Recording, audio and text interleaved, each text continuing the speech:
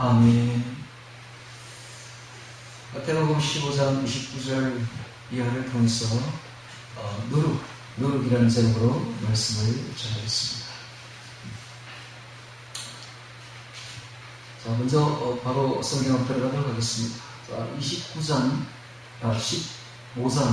마태복음 15장 29절 읽어봅니다. 29절. 예수께서 거기서 떠나사는 거기는 바로 두로와 시돈 지경이죠. 여기서 수로보니게 수리아 페니키아를 줄여서 수로보니게라고 합니다. 수리아 페니키아가 어디입니까? 바로 두로와 시돈이죠. 수로보니게 교회에 가면 수리아 페니키아 지방이 바로 두로와 시돈 지방입니다. 거기서 떠나서 갈릴리 호숫가에 이르러 산에 올라가 앉으시니, 자, 뭐가 익히 많이 본 구절 같지 않습니까? 네, 마태복음 5장에 똑같은 구절이 산상수훈에도 똑같은 모습이 나오죠. 예수께서 산에 올라가 거기에 앉으시니 산상수훈을 하는 것처럼 앉습니다. 왜냐하면 이것이 바로 은혜 베푸실 만반의 준비를 하신 주님이죠.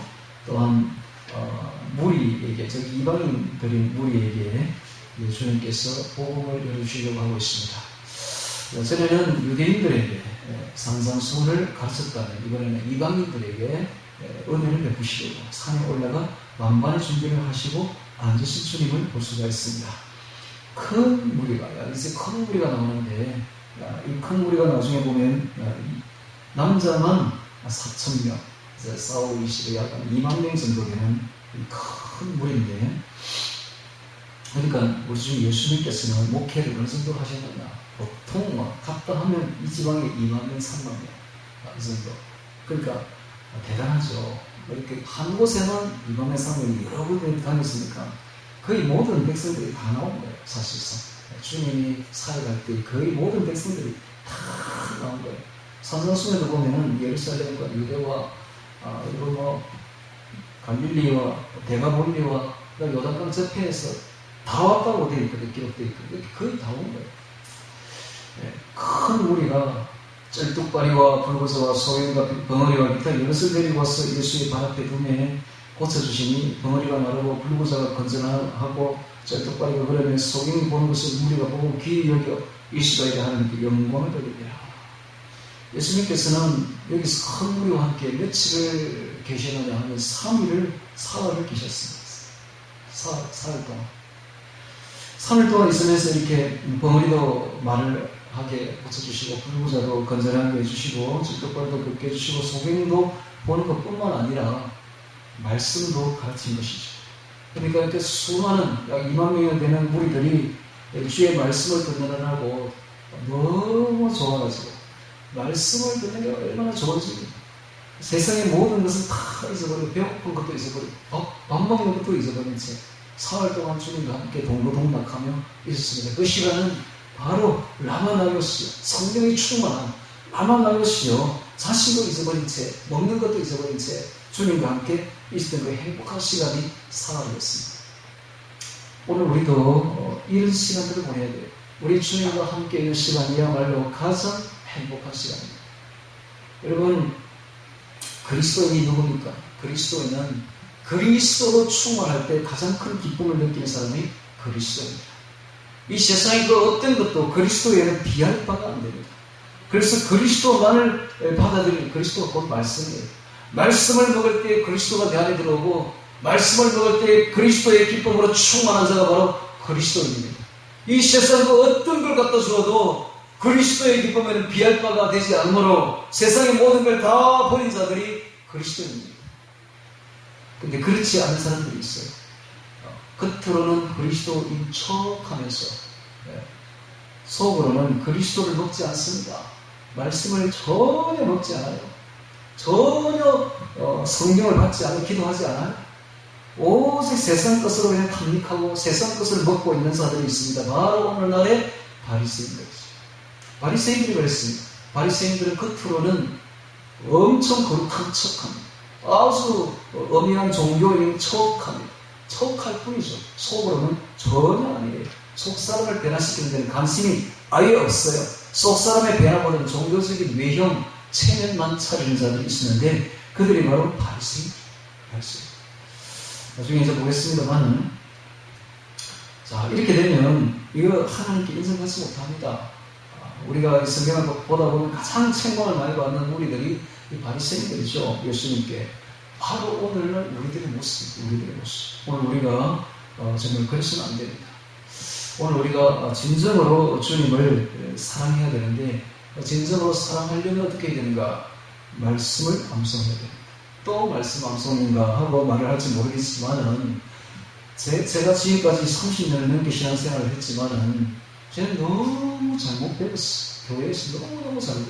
도대체 교회에서 신앙생활을 어떻게 하는지 가르쳐 주지를 않았어요. 그래서 그냥 교회만 다니고 이러면 그리스도인이 된 줄 알았죠. 근데 전혀 아니에요. 속 사람은 전혀 변화되지 않은 채, 속 사람은 그저 세상 사람하고 똑같은 채 그렇게 신앙생활을 해온 것이 저의 모습이었어요. 최근에 들어왔어요. 제가 어떻게 하다가 이렇게 되는지 모르겠는데 말씀을 암송을 하다 보니까 탐복을 하게 되는 거예요. 와, 이런 일이 있었구나, 이런 일이 있었구나. 이게 바로 신앙생활이구나. 이게 신앙생활. 말씀을 암송해야 됩니다, 여러분. 말씀을 암송하면 어떤 일이 벌어집니까? 기적이 일어납니다. 어떤 기적? 그리스도가 내 안에 들어오는 기적이 일어납니다. 그리스도와 동행하는 기적이 일어납니다. 그리스도와 함께 걷는 기적이 일어납니다.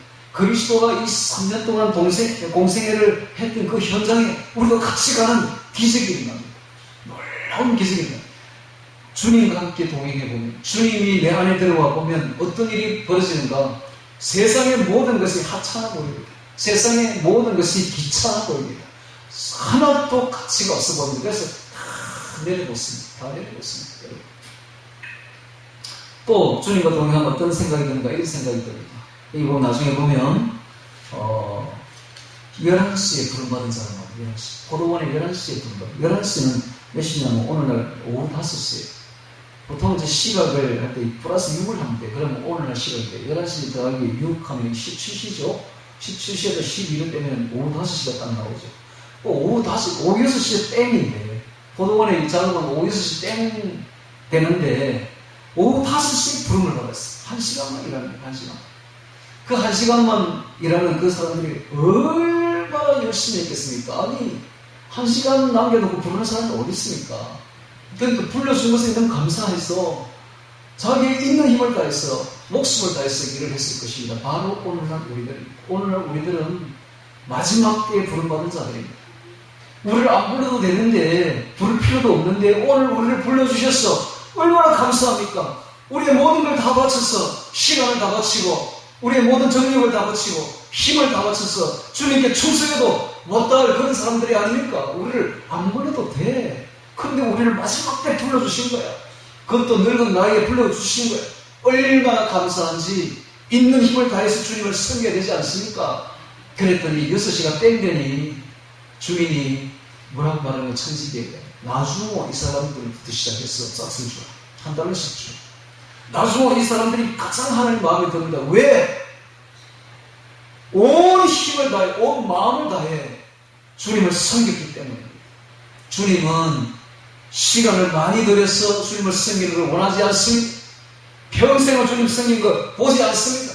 단 한 시간이라도 온 마음을 다해, 온 시간을 다해, 온 정력을 다해, 온 사랑을 다해 주님을 섬기는 그것을 보고 싶다는 거예요. 그게 사랑입니다, 여러분.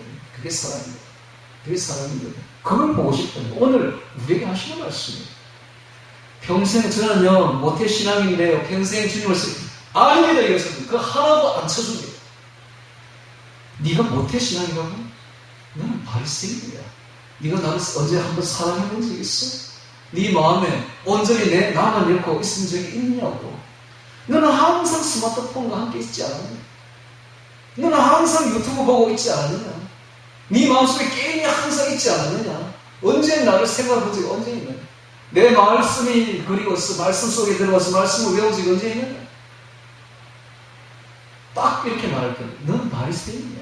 너는 겉만 번지르할 뿐이지 속은 하나도 변하지 않았어. 너는 핸드폰 바리새인 이렇게 말할 거예요. 오늘날 이 말씀 앞에 꿇어 엎드려질 사람이 꿇어 엎드리지 않고 당당하게 설 수 있는 사람은 거의 몇이나 되겠습니까? 저는 말씀을 보면 너무 두렵습니다. 말씀을 보면 오늘날에 우리 신앙생활이라는 게 신앙생활이 아닌 것을 느끼고 주님이 얼마만큼 우리에게 지금 요구하는지를 깨닫고 너무 두렵다고요. 두려워요. 그래서 오늘 이 말씀도 얼마나 두려운 말씀인지 모릅니다. 그래서 오늘 우리가 진정 주님을 사랑한다면, 진정 주님이 좋다면, 제가 유튜브 보지 말아라, 스마트폰 보지 말아라 이렇게 한다고 뭐 여러분들 안 볼 것 같아요. 목사님은 날 씹어리라, 나는 막 가서 볼라고 이래 할 거 아닙니까? 틀림없이 뭐. 아니 내가 무슨 말한다고 여러분들 어떻게 스마트폰 내려놓겠으면 어떻게 유튜브를 내려놓겠어요? 제가 잘 안다고 여러분들. 오늘도 또 가면 또 TV 볼 건데 뭐. 네. 그런데 여러분들이 말씀을 암송을 함께 해보세요. 말씀을 한 번 하고 두 번 매일 새벽에 일어나서 말씀을 암송하면 어느 날 말씀이 내 기쁨이라는 걸 알게 될 겁니다. 말씀만은 기쁨이 없고 말씀이 내 안에 젖어들기 시작하면, 그래서 그리스도가 내 안에 들어오고 그 기쁨으로 충만해지면 이거 다 내려놔. 저절로 내려놔. 저절로 다 없어져. 저절로. 꼴보기도 싫어. 꼴보기. 아예 뭐 유튜브니 뭐 핸드폰이니 꼴보기 딱 싫어야 돼. 다 담배를 마치 끊듯이 성령이 내 안에 들어오면 담배를 저절로 끊어지듯이, 술이 저절로 끊어지듯이 문맹이면 다 힘든 문맹이 다 싫어지고 오직 그리스도만 바라보게 되면, 오직 말씀만 바라보게 되면, 말씀의 기쁨이 내 안에 들어오기 시작하면 그 말씀만한 기쁨이 내 안에 없기 때문에, 세상에 없기 때문에 주님만을 바라보고 싶은 사람이 되는 것입니다. 이것이 바로 진정한 그리스도입니다. 그 진정한 그리스도는 속사람이 그리스도인이 되어야 돼요.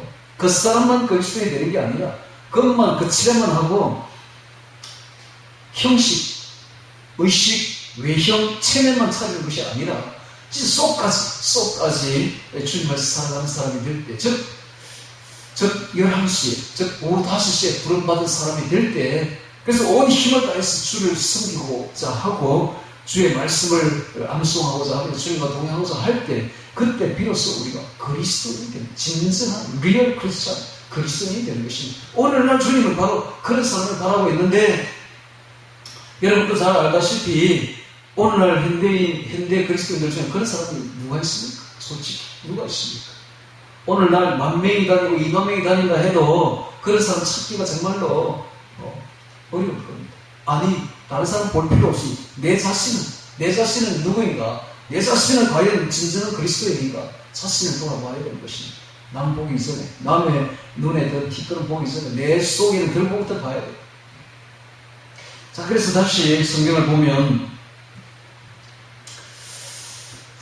자, 이렇게 이 3일 동안 이 큰 무리가, 20,000명이 되는 이 무리가 주의 말씀 앞에 그냥 너무 좋았어요.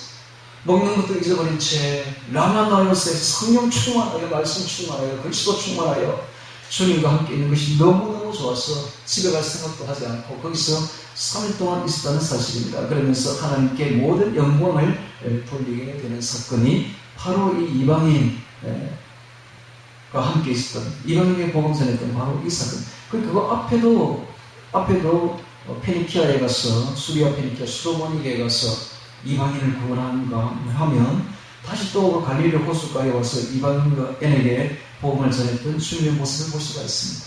자, 32절에 봅니다. 예수께서 저들을 불러가서 내가 무리를 불쌍히 여기고, 이 말씀 속에서 우리가 느껴주시는 게 무엇입니까? 주님께서 우리를 불쌍히 여긴다는 거예요. 바로 이것 때문에 주님께서 이 땅에 오신 것입니다.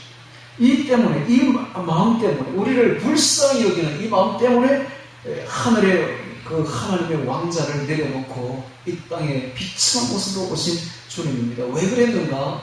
왜 주님이 십자가에 못 박히지 않으면 안 되는가? 바로 이 사랑 때문에, 이 긍휼 때문에, 이 불쌍히 여기기 때문에 주님께서 이 땅에 오셔서 대신 죽어주신 것입니다.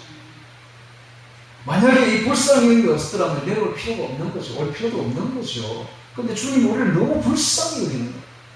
그래서 앉아있을 수가 없었어요, 주님은. 그 왕자에 앉아있을 수가 없어요. 하나님이신 본체이신 그분이 직접 몸을 입고, 인간의 몸을 입고 이 땅에 내려오셨고, 우리를 불쌍히 여기기 때문에 십자가를 지지 않을 수가 없었습니다. 그래서 직접 십자가를 져주신 것입니다. 대신 죽어주신 것입니다. 그래서 우리를 구원해주신 것이죠. 그리고 오늘날 우리를 불러주신 것도 이유는 딱 한 가지. 우리가 잘나서 불러주신 게 아니에요.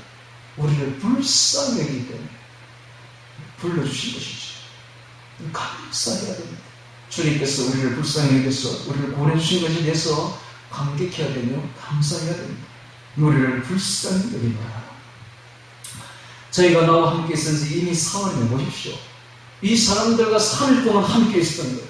이 사람들은 먹는 것도 다 먹어버렸고 지금 배가 엄청 고픈데도 불구하고 주님을 떠나갈 생각을 하지 않습니다. 왜? 너무 좋으니까. 주님과 함께 있는 게 너무너무 좋으니까. 이보다 더 큰 기쁨은 없으니까.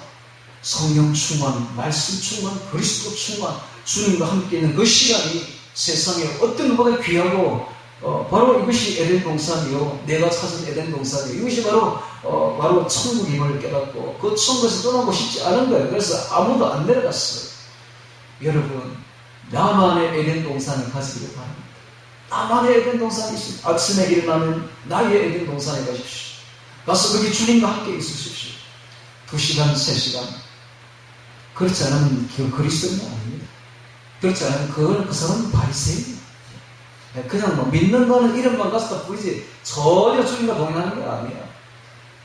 새벽기도 나오라는 소리가 아닙니다. 여러분의 새벽기도 장소를 찾았어요. 여러분만의 나만의 새벽기도 장소가 있어야 돼요. 그곳이 안방이 되든 베란다가 되든 나처럼 산속이 되든 강가가 되든 아침 저녁 아침에 해서 안 돼. 또 저녁에도 가요. 아침 저녁으로 주님과 동행하는 시간을 가지고 왜 하루 종일 있고 싶지만은 세상에 할 일만 이 동산에 머물고 싶지만은 주님과 함께 세상에 할 일만 날가라 명하시니까 세상에 일하러 가야 되죠. 그러면서 일 마치는 즉시로 황홀해진과 동시에 왜 황홀해지는지 아십니까? 하늘에 왜 아름다운 황홀해지는지 아십니까? 이유는 딱 한 가지. 예비야 지금은 나에게 올 시간입니다. 나와 함께 동행하자 하시는 주님의 부르는 것입니다. 그러므로 아침 저녁으로 황홀해진 무렵에 주님과 동행하기를 바랍니다. 이 무리들과 같이 이 무리들은 먹을 것이 없어도 주님과 함께 있는 것이 너무너무 좋았어요. 이미 사흘이면 먹을 것이 없도다. 길에서 기진할까요? 굶겨보내지 못하겠노라. 자, 이 사람들이 지금 보내면 길에서 기진하여 굶어서 기진하여 쓰러집니다. 그걸 잘 아시는 주님께서 이렇게 말합니다. 길에서 기진할까 하여 굶겨보내지 못하겠노라. 자, 어버이가 자녀를 사랑하듯이 그쵸? 예수님의 자상한 면모를 볼 수가 있습니다. 마치 어버이 같습니다. 그렇습니다. 참 어버이는 바로 하나님이십니다. 진짜 아버지는 하나님 아버지십니다. 어버이는 그 마음이죠. 자, 그래서 제자들이 답변합니다. 33절. 제자들이 가로되 이 광야에 있어 우리가 어디서 이런 무리에 배부를 만큼 떡을 얻으니까? 이곳은 광야고. 자, 이렇게 말하는 이 제자들은 조금 전에, 며칠 전에 500여 사건을 잊어버리고 나가봅니다. 떡 5개 5,000명을 먹이고도 12바구니를 차게 거두었던 그 현장의 그 기적들을 잊어버렸는가 봅니다. 주님의 그 능력을 잊어버렸어요. 사람은 이렇게 있기를 좋아합니다. 이제 보이는 게 현실만 바라보고 안 된다라고 말하고 있습니다. 근데 주님은 어떤 주님이십니까? 우리 하나님은 40년 동안 이스라엘 백성들을 마치 60만 명이나 되는 그 장정만 60만 대단하죠. 그 다치면 300만 명 정도 되는 그 어마어마한 이스라엘 무리를 하루도 아니고 이틀도 아니고 무려 40년 동안 광야에서 아무것도 없는 그 광야에서 먹이고 입히고 마시우고 그 불볕 더위를 막아주시고 살려주신 분이 바로 우리 하나님 아니십니까? 그 하나님의 능력이 어디 갔습니까? 모세야 내 팔이 짧아졌느냐? 이 다윗이 아니고 이 주님과 함께 있는 이 사람들이 이 제12제자들이 조금 전에 있었던 그 500여 사건을 기억하지 못하고 안 된다고 불가능하다고 라고 답변하고 있습니다. 이 광야에서 우리가 어디서 이런 무리에 배울 만큼 떡을 얻으니까 무리는 많기는 하죠. 남자는 4,000명이니까 그냥 2만 명, 여기 고성 인구 다 모인 거예요. 다 모인 거예요. 술을 할 수가 없어요. 2만 명. 이거 어떻게 다 먹일 겁니까? 그랬더니 예수께서 가라사대 너에게 떡이 몇 개나 있느냐? 가로되 7개와 작은 생선 2마리가 있나이다. 떡은 빵이죠. 번역을 조금 그 당시 빵이 없어서 오니까 우리나라에 조금 그 잘못되었는데 빵이 뭐 떡처럼 생겼죠. 그래서 너희에게 이 빵을 주시기 그 당시에 이스라엘에 주시 너희에게 빵이 몇 개나 있느냐 가로되 7개와 작은 생선 2마리가 있나이다 하거늘 예수께서 무리를 명하사 땅에 앉게 하시고 자 땅에 앉게 한다는 말은 이제 음식을 줄 테니 음식을 먹을 수 있도록 식사 자세입니다. 식사 자세를 취하라는 것이죠. 전에 잔디밭에 앉았듯이 이번엔 땅에 잔디가 없으니까 그냥 맨 땅에 여기 광야니까 맨 땅에 빙 둘러서 100명씩 50명씩 다 앉게 했습니다. 그리고는 떡 7개와 그 생선을 가져서 축사하시고 축사는 감사기도입니다. 감사합니다. 우리도 식사하기 전에 감사기도 하죠. 하나님 일용할 양식을 주셔서 감사합니다 하듯이 하나님께 예수님이 하나님 아버지께 감사기도를 하시고 자, 이걸 보면 우리가 본을 받아야 되죠. 예수는 우리의 모든 면의 본입니다. 그러니까 우리도 식사하기 전에 이 일용할 양식을 주심을 감사해야 되고 항상 주기도문을 외워야 됩니다. 일용할 양식을 주옵시고 여러분 지금 조사를 하면 너무 놀라운 사실을 발견할 수 있는데 주기도문을 매일 하는 사람들은 굶어 죽지 않습니다. 아주 풍족하게 잘 살아요. 그런데 주기도문을 하지 않는 민족은 전부 지금 굶어 죽고 있습니다. 그걸 딱 바로 드러나요 지금 보면. 그래서 주기도문이 얼마나 중요한 기도인지 모릅니다. 주기도문을 매일 하면 어떤 일이 벌어지는가 기적이 일어나는데 우리를 시험에 들게 마귀의 유혹에 들지 않게 하는 한 권능이 우리에게 내려옵니다. 우리를 시험에 들게 하지 마옵시고 다만 악에서 구하옵소서. 이게 가장 중요한 기도예요. 그래서 주기도문을 해야 돼요.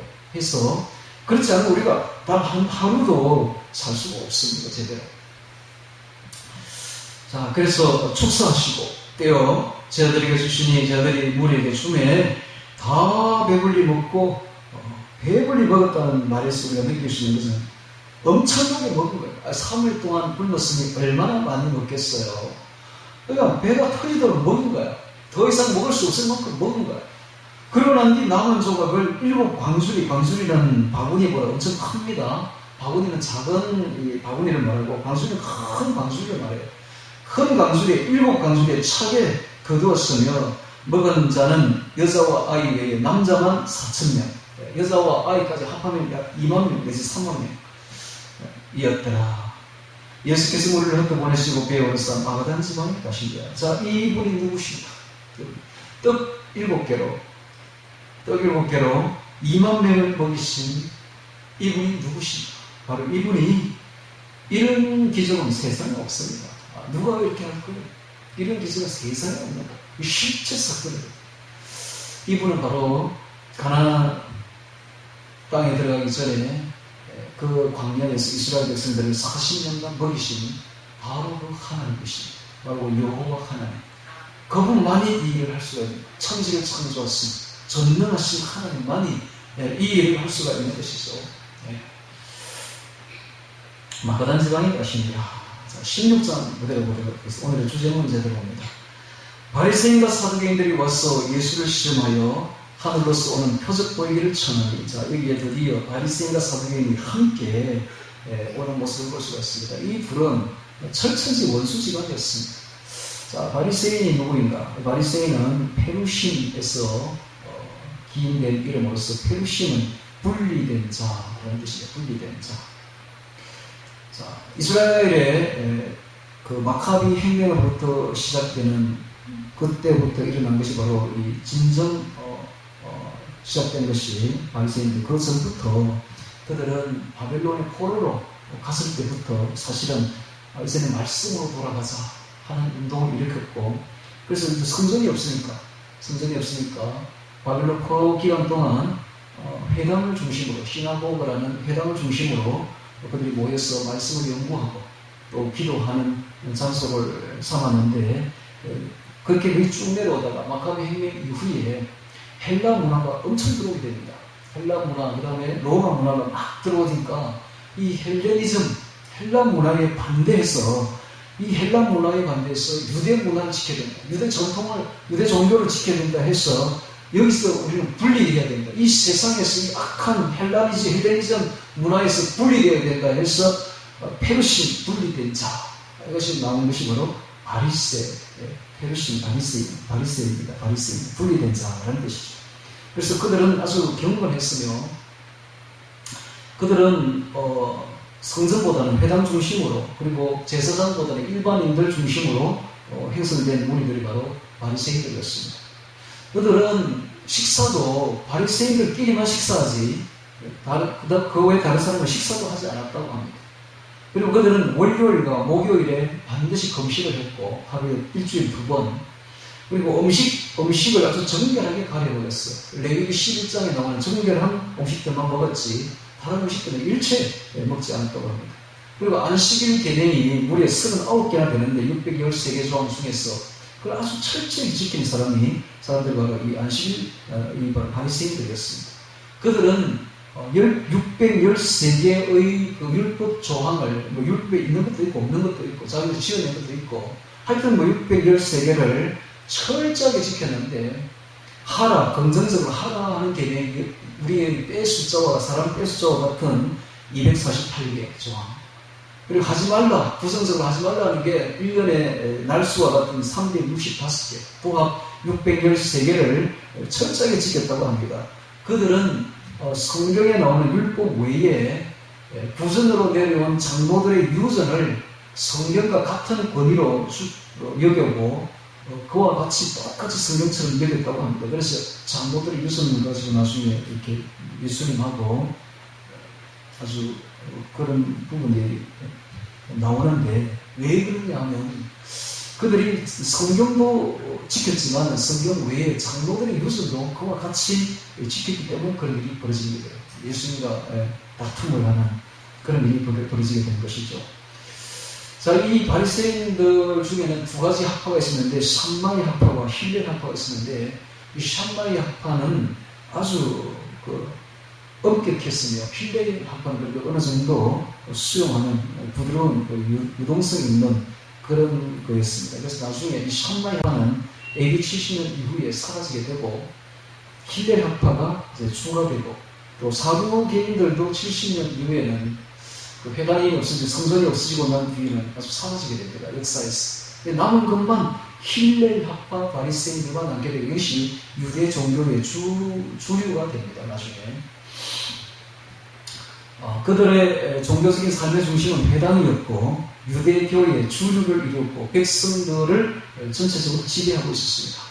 사두개인들은 거의 대제사장들만 사두개파에 있고 그들은 아주 현실주의자였기 때문에 그들은 백성들에게 영향을 미치지 못했습니다. 백성들을 영향을 미치고 백성들을 실질적으로 지배했던 파가 바로 이 바리새파였습니다. 근데 이 참 좋죠. 바리새인들이 아주 막 경건하고 분리된 자, 이게 참 좋습니다. 그런데 문제는 그들이 이 점점 시간이 흐르면서 의식주의, 형식주의로 흐르기 시작합니다. 그래서 속 사람의 변화보다는 종교적인 외형과 체면을 중시하는 속 사람 변화에는 크게 관심 없어요. 내가 변화되는 데는 관심 없고 남에게 보이기 위한 외형, 형식주의, 의식주의, 체면 이런 것만 중시했다고 합니다. 그러니까는 결국은 나중에 성령께서 임하시지 않는 타성에 굳어버린 딱딱하게 굳어버린 그런 종교인이 이렇게 엄격한 종교인이 되어버립니다. 자, 이것이 바로 바리새인들. 오늘날 우리가 바로 바리새인이 아닐까. 내 속사람은 변화되지 않은 채 내가 형식적인 종교적인 체면 치려고 하고 있는 것이 아닙니다. 자신을 돌아봐야 돼요. 다음 또 사두개인이 나오는데 이 사두개인은 사독, 다윗 시대의 제사장이 되는 사독이죠. 이 사독을 뒤를 잇는 그 사독가인은 사람이라는 뜻이죠. 사독가인에서 출발한 사두개인인데 이 사두개인들은 굉장히 현실주의자예요. 합리주의자예요. 세속주의자예요. 현세주의자예요. 그래서 복도, 천국은 아예 부정하고 현세에서, 세상에서의 삶과 복이 전체 복인 줄로만 알았고 그래서 그들은 권력에 아주 관심이 많았습니다. 세상 권력. 그래서 자기들 미신을 위해서는 수단과 방법을 가리지 않는 아주 세속적인 사람들이 바로 사두개인이었습니다. 그래서 나중에 보면은 이 그리스도인이 된 바리새인은 있어도 그리스도인이 된 사두개인은 한 명도 없었습니다. 성경에 나오는 데 보면 니고데모라든지 아리마대 요셉 같은 사람들도 다 바리새인이었죠. 바울도 바리새인이었습니다. 그런 사람들이 나중에 회개해서 예수님을 잘 믿는 주의 제자들이 되기로 하죠. 그들은 영혼도 부인했으니 사두개인들은 유일한 그들이 성전을 예배 장소는 성전이라고만 믿었습니다. 해당 같은 것은 아예 인정하지 않았고 그리고 그들은 성경도 모세 오경만 인정했으며 부활도 없다고 말했습니다. 자, 이런 자들이 바로 사두개인인데 말하자면 오늘날에 아주 세속적인 사람들이죠. 현실주의, 기복적인 신앙. 오늘날 교회가 그런 데 많죠. 복 받는다, 기복주의, 현실주의, 기복주의, 합리주의. 이런 사람들이 바로 사두개인들이에요. 오늘날 교회를 가만히 보면 여기서 벗어나지 않았어요. 여전히 바리새인들, 여전히 사두개인들. 큰 교회 가면 복 받는다, 복 준다, 복 받는다. 아주 현실주의적입니다. 아주 합리주의적이고 세속적입니다. 이것이 바로 사두개인들이죠. 그리고 또 잘 믿는다 한다는 사람들도 겉으로만 거치야만 하고 남북에 좋은 종교인들이지 속은 그냥 썩었어요. 속은 썩어서 돌아가서는 그냥 그리스도를 생각하지 않습니다.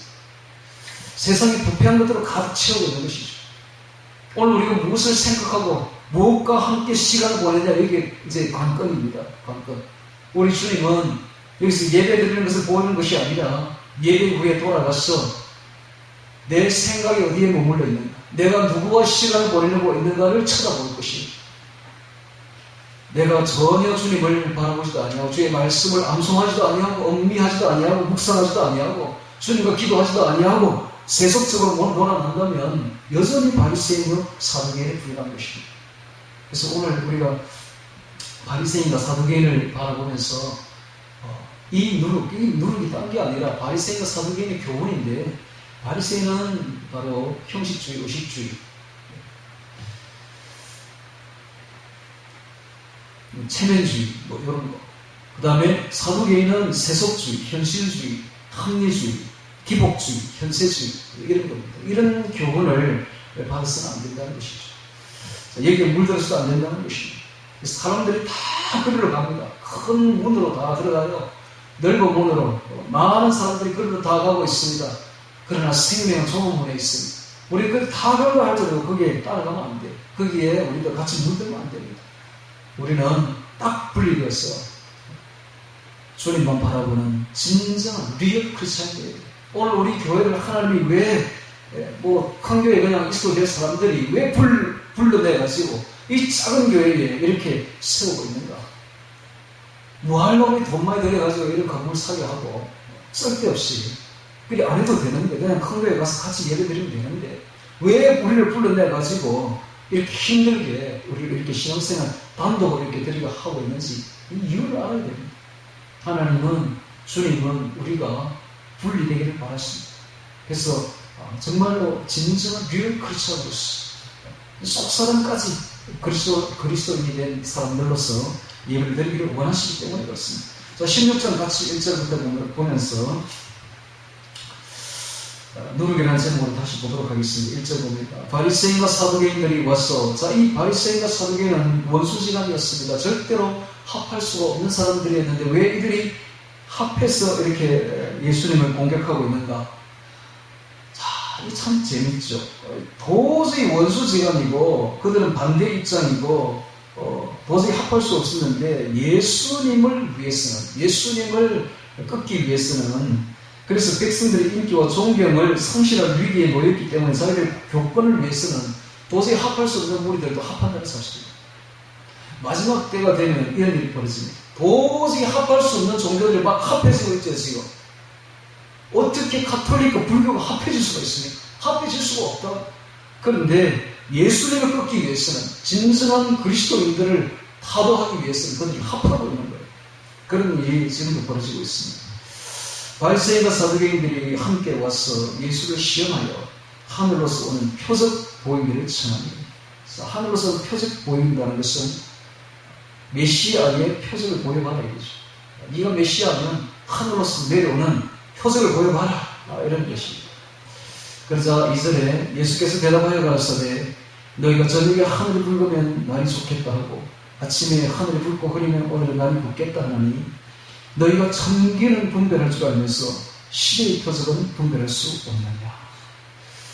너희가 천기는 분별할 줄 알면서 시대의 표적 카이로스는 분별할 수 없느냐. 이 카이로스는 크로노스와 카이로스가 있는데 유대인의 시라는 개념에는 이 헬라 말입니다. 헬라인들에게 시라는 개념에는 크로노스입니다. 역사적으로 동동동동 그러는 역사적으로 올해는 2022년이죠. 내년에 2023년이 될 것입니다. 이게 바로 크로노스예요. 근데 이 크로노스 중에 역사적인 시간이 흐르는 중에 하나님이 딱 개입하는 때가 있어요. 특정한 때. 이게 바로 카이로스입니다. 카이로스. 이 카이로스는 이제 앞으로 오실 주의 재림의 때를 의미하기도 합니다만은 이 당시에는 주의 초림의 때죠. 그래서 역사적으로 흐르는 시간 속에 예수님이 딱 이 인간의 역사에 개입하는 때가 있었죠. 초림입니다. 초림. 이게 바로 카이로스입니다. 카이로스. 이것이 바로 시대의 표적입니다. 예수님이 이렇게 말하고 있습니다. 내가 지금 왔는데, 내가 초림했는데, 시대의 표적이 나타났는데, 너희들 그걸 분별하지 못하겠니? 이런 것입니다. 너희가 천기는 분별할 줄 알면서 시대의 표적은 모르는. 이 말씀은 당시에 주신 말씀과 동시에 항상 하나님은 여러 가지 뜻을 포함하죠. 오늘날 우리에게 주시는 말씀입니다. 너희가 시대를 이렇게 보면 모르겠느냐? 카이로스는 모르겠느냐? 다시 오실 예수님의 재림의 때를 알지 못하겠느냐? 라고 묻습니다. 오늘날 많은 교회들이 주의 재림이다, 종말이다, 휴거다 이런 말을 하면은 듣지 않으려고 합니다. 아예 그런 말에 귀를 닫으려고 합니다. 그런 말을 하면 이단시하고 막 그러죠. 오늘날 이런 시대가 바로 똑같은 시대예요. 귀가 닫히는 시대예요. 눈이 멀은 시대예요. 지금 예수님이 지금 재림할 시대가 지금 가까이 다가왔는데 시대의 표적을 카이로스를 분별할 수 없는 시대가 바로 오늘날 이 시대가 되어버린 겁니다.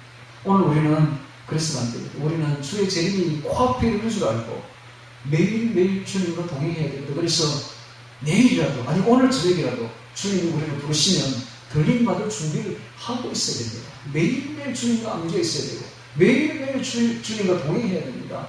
매일매일 주의 말씀이 우리 안에 있어야 되고 주님과 사귀는 그런 그리스도인이 되어야 되는 것입니다.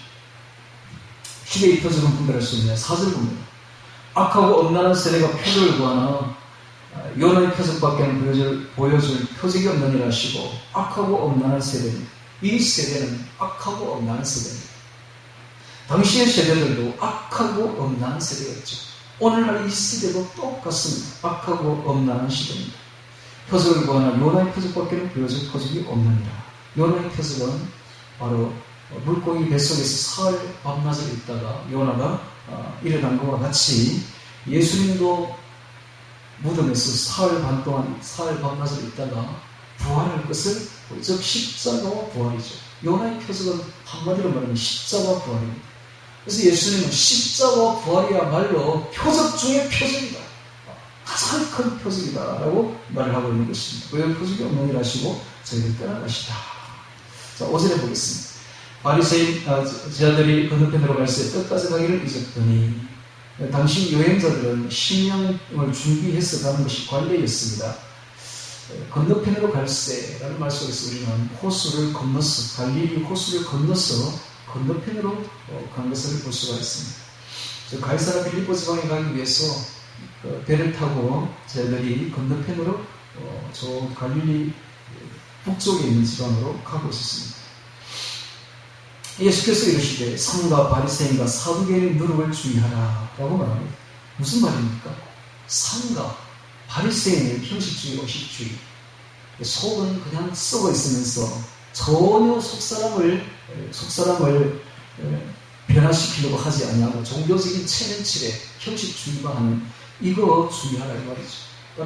그다음 사두개인의 현실주의, 합리주의, 세속주의, 현세주의, 기복주의 이거 주의하라는 것이죠.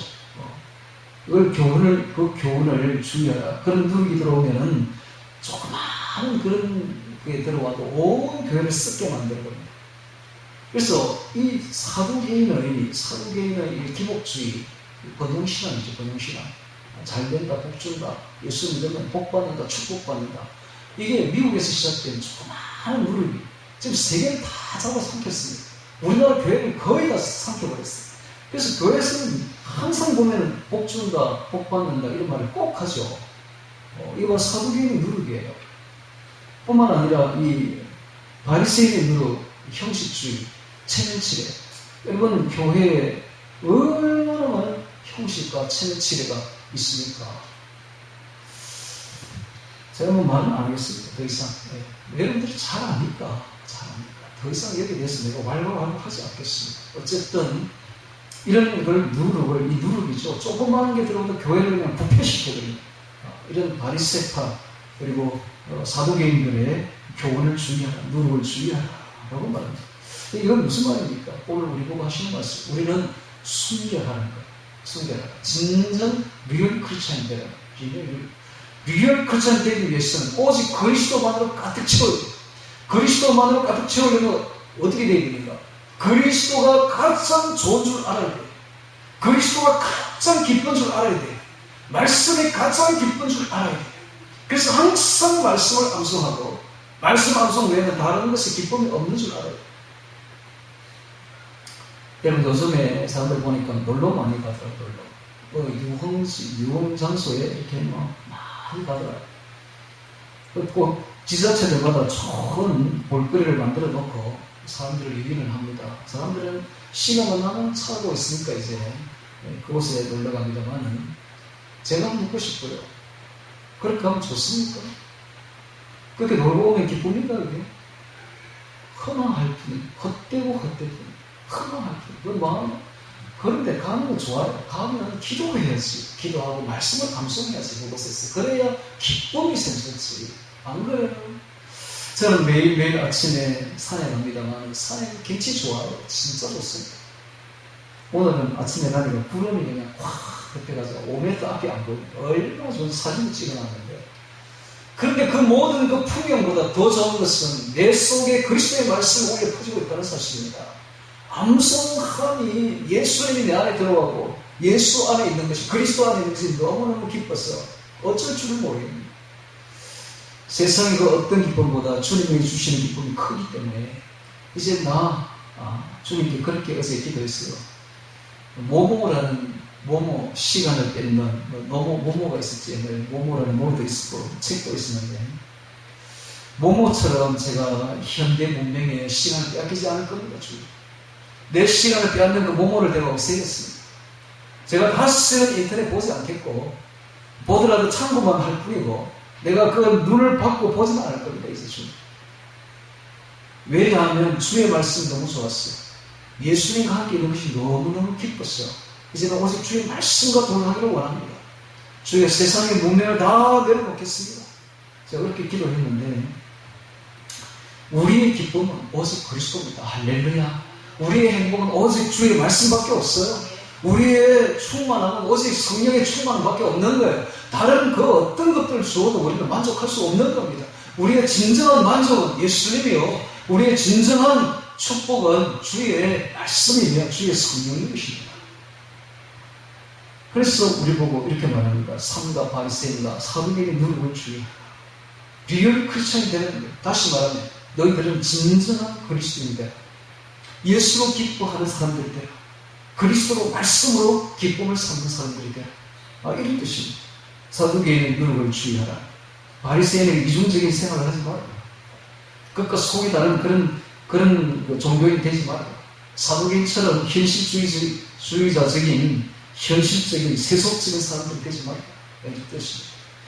주의하라 하신데 제자들이 서로 언론하여 가는데 우리가 떡을 가지고 오지 아니하였도다. 누룩을 주의하니까 떡을 가지고 오지 아니하였도다. 완전히 예수님의 말씀과는 전혀 다른, 알아듣지는 못합니다. 이해하는 능력이 아주 결핍되어 있죠. 자, 우리 주님은 항상 영혼의 구원에 관심이 있고 거기에 맞춰서 말을 하고 있는데 제자들은 항상 그 핀트를 잘 맞추지를 못합니다. 영혼의 구원의 핀트를 맞추지 못하고 그냥 현실적인 이야기만 알아듣고 있습니다. 그러니까 이 이야기 뜻을 못 알아듣죠. 저는 니고데모도 마찬가지. 니고데모에게 예수님이 이렇게 말합니다. 사람이 거듭나야 되는 일 아닙니까? 어떻게 사람이 거듭날 수 있습니까? 제가 이 늙은이가 모텔에 다시 들어갔다 나와야 됩니까? 이 말귀를 못 알아들어요. 제자들도 마찬가지입니다. 예수님이 하시는 이 차원 높은 이야기를 알아듣지. 왜 그렇습니까? 영이 깨어나지 못했기 때문에. 이 영적인 이야기를 하고 있는데 영적인 이야기를 알아듣지를 못하니까 항상 육적으로만 알아듣습니다. 오늘 우리는 육은 무익한 줄 알아야 됩니다. 오직 영이 깨어나야 구원받습니다. 할렐루야. 자, 8절에 예수께서 아시고 가라사대 믿음이 적은 자들아 어찌 떡이 없음으로써 오너나느냐 너희가 아직도 깨닫지 못하느냐 떡 5개로 5,000명을 먹이고 죽은 것이 몇 바구니이며 떡 7개로 4,000명을 먹이고 죽은 것이 몇 강줄이는 것을 기억하지 못하느냐 어찌 내 말한 것을 떡의 가람이 아닌 줄을 깨닫지 못하느냐 오직 바리새인과 사두개인의 누룩을 주의하라 하시니 믿음이 적은 자들아. 예수님께서 믿음이 없는 자들아 라고 말하지 않고 믿음이 적은 자들아 말했습니다. 왜 이렇게 말했을까요? 이 제자들이 지금은 믿음이 적어서 깨닫지는 못하고 있지만은 언젠가 오순절 성령이 임하시면 이 사람들이 깨어날 것이다. 깨어나서 정말로 세계를 정복할 수 있는 믿음의 용사들이 될 것이다 하는 것을 아시기 때문에 믿음이 적은 자라고 말하는 겁니다. 오늘 우리 자녀들도 마찬가지. 우리 자녀들이 지금 믿음이 없어 보이고 정말 저희가 되겠다 하고 우리 부모들이 볼 때는 생각지 모르겠지만은 언젠가 믿음을 가지고 기도하고 있으면 언젠가 깨어날 때가 있을 거예요. 언젠가 성령이 그들에게도 임하면 그들이 믿음의 용사가 되어서 일어나서 주의 자녀가 되고 주의 용사가 될 때가 있을 것입니다. 그러므로 부모된 자들은 언제나 믿음을 버리지 말고 자녀들을 위해서 항상 믿고 기도해야 됩니다. 항상 주님이 이 제자를 보내서 지갔다. 우리가 자녀들을 보내서 지가 똑같아야 돼요. 그래서 절대 포기하지 말고 자녀들을 위한 기도를 포기하지 말고 항상 믿음이 적지만 지금은 때가 되면 성령이 임하시면 다시 일어날 때가 있을 것이다. 라고 바라보고 기도하기 바랍니다. 자, 11절에 어찌 내 말하는 것이 떡의 간음이 아닌 줄을 깨닫지 못하느냐. 저는 무슨 말입니까? 주님은 항상 떡에 대해 육신적인 이야기를 하는 게 아니라는 거예요. 항상 주님은 영혼에 대해서 영적인 이야기를, 영혼을 끼우는 이야기를 하고 있다는 것을 왜 기억하지 못하느냐라고 말하는 것입니다. 오직 바리새인과 사두개인의 누룩을 주의하라. 즉 교훈을 삼가 그들의 세속적인, 그들의 현실주의, 주의적인, 그들의 의식주의고 형식주의적인 그런 신앙의 교훈, 누룩을 물들기 쉽다는 거죠. 누룩을 주의하라 하시니 그제야 제자들이 떡의 누룩이 아니요 바리새인과 사두개인의 누룩을 삼가라고 말씀하신 줄을 깨달으리라. 그제서야 제자들이 깨닫게 됩니다. 자, 오늘 여기까지 봤는데요. 자, 간단합니다. 오늘 말씀은 지극히 간단해요. 바리새인과 사두개인의 누룩을 주의하라. 이 말씀입니다. 그런데 이것이 제가 이렇게 보니까 너무너무 중요한 이야기. 왜? 오늘날의 교회가 전부 바리새인들이고 전부 다 사두개인들. 예수님 볼 때 그렇다는 겁니다. 뿐만 아니라 난 볼 필요가 없어. 내 자신도 그래. 내 자신도 바리새인이야. 내 자신도 사두개인이야. 이게 완전히. 오늘날 주님이 주시는 이 책망을 깊이 받으시기 바랍니다. 이제는 우리가 깨어나야 됩니다. 진정한 리얼 크리스천이 돼요. 리얼 크리스천이 되는 방법은 딱 한 가지밖에 없습니다. 예수님을 사랑하면 됩니다. 예수님을 사랑하는 방법은 딱 하나밖에 없습니다. 말씀 암송. 말씀이 곧 예수님을 늘 사랑하듯이 주의 말씀을 암송하고, 암송하는 방법은 주님을 사랑한다 생각하고 주를 먹는다 생각하고 늘 주님과 함께 동행하다 보면, 자, 처음에는 암송하기 좀 어렵습니다만은 처음 하기가 좀 어려워서 그렇지 조금 하다 보면 이게 잘 돼요. 한 번 처음에 하기가 좀 어려워서 그렇지 하면 잘 됩니다. 그 다음에 저는 지금 1장부터 지금 21장까지 20년 중반까지 지금 계속 오늘도 암송을 했는데, 이게 처음엔 좀 어려워요, 암송하기가. 그런데 한 번 하고 두 번 하고 매일 반복해야 되거든요. 매일. 오늘 1장 했으면 내일 2장, 다음 날은 3장. 이게 아니고 오늘 1장 했으면 내일도 1장, 모레도 1장부터 3장. 그 다음날 1장부터 4장. 계속 반복이거든요. 반복하다 보면 나중에 전문가가 됩니다. 전문가가 딴 게 아니라 계속 반복하다 보면 그 일에 자국이 잘하게 돼요. 그게 전문가예요, 전문가. 암송의 전문가 되기 바랍니다. 말씀의 전문가 되기 바랍니다. 말씀을 암송하다 보면 주님이 내 안에 들어가 있음을 어느 날 알게 될 것입니다. 주님이 암송을 통해서 내 안에 들어가 있음을 알게 될 것입니다. 이것이 바로 그리스도입니다. 이것이 그리스도입니다. 제가 왜 이런 말을 하는지 아십니까? 30년 동안 내가 설교를 얼마나 들었겠으며 30년 동안 얼마나 연구를 많이 했겠으며 또 목사가 된 지 지금 수십 년이 되다 보니까 또 얼마나 많이 연구했겠습니까만 결론입니다. 결론. 내 나이가 60이 넘었어요. 이제는 흔들리지 않을 때가 됐어. 이순이야. 흔들리지 않을 때가 됐어. 이제는 딱 한 가지 결론을 내릴 때가 됐어요. 믿음이란 무엇이냐? 암송입니다. 암송하면 돼. 암송하면 다 있어. 그 안에 그리스도 내 안에 들어오고 깨달음도 일어나고 성령도 충만하고 미련을 거쳐야 됩니다. 세상에 세속적인 게 다 떠나가고 형식적인 게 다 떠나가고 속사람이 변화되고 완전히 변화된 기적이 일어나고 내 안에서부터 보이지 않는 기적이 일어납니다. 내 안이 천국됩니다. 암송입니다. 암송. 이 말을 아무도 하지 않습니다. 이 말을 교회에서 하지 않습니다. 이렇게 말하면 또 교회들 다 떠나가 버려요. 어려우니까. 그래도 해야 돼. 그런데 유대인들을 왜 신앙을 굳건하게 지킨지 아십니까? 암송. 날 때부터 암송시켜요. 13살 되면 모세 오경 전부 암송해. 그러니까 아이들이 굳건하게 신앙을 지키고 있는 거야. 유대교 신앙에서 떠나지 않고 있습니다. 오늘 우리나라는 이게 애들이 다 떠나. 집사님 애들도 다 떠나고 장모님 애들도 다 떠나. 목사 애들까지 다 떠나버려. 자라나는 하나도 없어 신앙이. 왜 그렇습니까? 신앙 교육이 잘못됐어. 암송을 안 가르쳤어. 암송. 여러분 우리부터 암송해야 돼. 나부터 바리새인이 안 되려면 암송해야 돼. 암송하면 완전히 새롭게 됩니다. 완전히 새롭게. 저는 마태복음을 암송하면서 완전히 새롭게 됐어요. 올해 2022년 제 신앙에 새로운 기원을 세우는 겁니다. 제가 왜 이렇게 되는지 모르겠죠. 어쩌다 하다 보니 이렇게 돼버렸어. 누가 가르쳐준 것도 아니야. 어떻게 하다 보니까 작년부터 시작해가지고 슬슬 암송하다 올해 10년을 딱 들어가면서 목표를 세웠죠. 올해는 마태복음 전체를 암송하리라. 목표를 딱 세우고 했더니 대박 사건이 벌어졌어요. 제가 완전히 그리스도인이 되어버린 겁니다. 제 이 기쁨을, 제 이 행복을, 제 이 만족을 나만 가지게 너무 황송해요. 그래서 여러분에게 소개합니다. 여러분도 이렇게 되십시오. 후회하지 않을 겁니다. 제가 주는 이 방법이 결코 후회하지 않을 겁니다. 암송하십시오. 암송하십시오. 할 수만 있으면 저처럼 다 하면 좋지. 할 수는 없어. 그렇게 도저히 못하겠거든. 매일매일 5장, 6장, 7장. 아유, 목사님, 그럼 뭐, 한 달 전에 다 했는데, 한 달 전에 하니까 아무 소용없어요. 어제 하고 오늘 또 해. 오늘 하고 내일 또 해. 아침, 저녁으로. 아침에 해서 저녁에 또 해.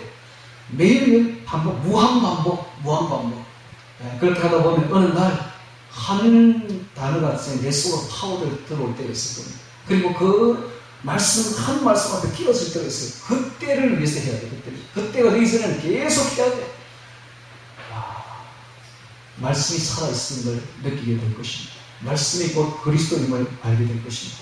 그래서 주님과 동행하는 비결이 바로 여기 있다는 것을. 그렇게 되면서 기도가 돼요. 기도. 그렇게 되면서 말씀이 내 안에 파고들면서 그때는 이제 암송이 안 되고 기도가 돼요. 기도가 되면서 성령이 충만합니다. 성령 충만이 바로 여기 있습니다. 그리스도가 멀리 있는 것이 아니라 바로 여기 오늘 우리 안에 있습니다. 2000년 전에 이 갈릴리 해변에 있었던 예수님이 바로 오늘 내 옆에 와 있다는 걸 알게 될 것이요. 내가 주님의 그 사역 속에 들어가 있다는 걸 알게 될 것입니다. 주님은 오늘 우리와 함께 하십니다. 할렐루야. 말씀 암송과 함께 주님과 동행하는 우리 모두가 되기를 주의 이름으로 축원합니다. 다 같이 기도드리겠습니다.